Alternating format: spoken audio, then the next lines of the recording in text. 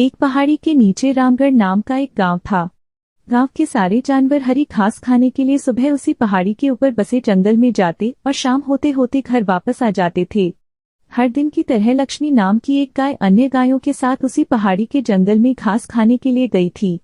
वह हरी घास खाने में इतनी ज्यादा प्रसन्न थी कि वह कब एक शेर की गुफा के पास पहुंच गई उसे पता भी नहीं चला। शेर अपनी गुफा में सो रहा था और वह पिछले 2 दिनों से भूखा भी था। जैसे ही लक्ष्मी शेर की गुफा के पास पहुंची, गाय की खुशबू से शेर की नींद खोल गई। वह शेर धीरे धीरे गुफा से बाहर आया और गुफा के बाहर गाय देखकर खुश हो गया। शेर ने मन ही मन सोचा कि आज उसकी 2 दिनों की भूख मिट जाएगी।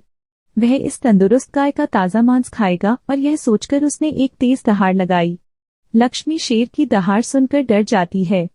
जब वह अपने आसपास देखती है तो वहां दूर दूर तक उसको कोई भी दूसरी गाय नहीं दिखी। जब वह हिम्मत करके पीछे मुड़ी तो उसे सामने शेर खड़ा हुआ दिखाई दिया। उस शेर ने लक्ष्मी को देखकर फिर से दहाड़ लगाई है और लक्ष्मी से कहा, मुझे 2 दिनों से कोई शिकार नहीं मिल रहा था, मैं भूखा था। शायद इसलिए भगवान ने मेरा पेट भरने के लिए तुझे मेरे यहाँ पर भेजा है। आज मैं तुझे खाकर अपनी भूख मिटा लूंगा। शेर की बात सुनकर लक्ष्मी डर जाती है। वह रोते हुए शेर से कहती है, मुझे जाने दो, मुझे मत खाओ। मेरा एक छोटा बच्चा है जो अभी सिर्फ मेरा ही दूध पीता है और उसे घास खाना अभी तक नहीं आया है।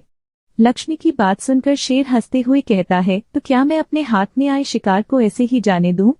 मैं तो आज तुझे खाकर अपनी 2 दिनों की भूख मिटाऊंगा। शेर के ऐसा कहने पर लक्ष्मी उसके सामने रोने लगी और विनती करते हुए कहती है कि आज मुझे जाने दो। मैं आज अपने बछड़े को आखिरी बार दूध पिला दूंगी और उसे बहुत सारा प्यारा करके कल सुबह होते ही तुम्हारे पास आ जाऊंगी।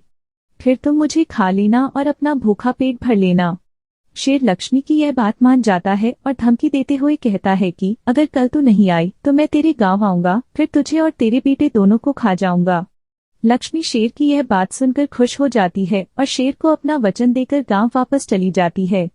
वहां से वह सीधे अपने बछड़े के पास जाती है, उसे दूध पिलाती है और बहुत सारा प्यार करती है। फिर बछड़े को शेर के साथ हुई सारी घटना बताती है और कहती है कि उसे अब अपना ख्याल खुद ही रखना होगा। वह कल सुबह होते ही अपना वचन पूरा करने के लिए शेर के पास चली जाएगी।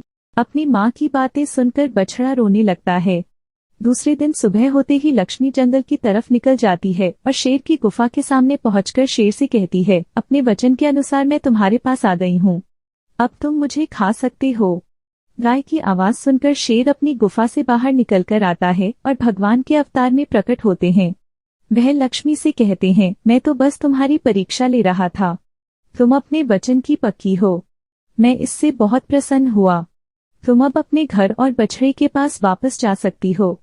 इसके बाद वे उस गाय को गौ माता होने का वरदान भी देते हैं और उसी दिन के बाद से सभी गायों को गौ माता कहना शुरू कर देते हैं।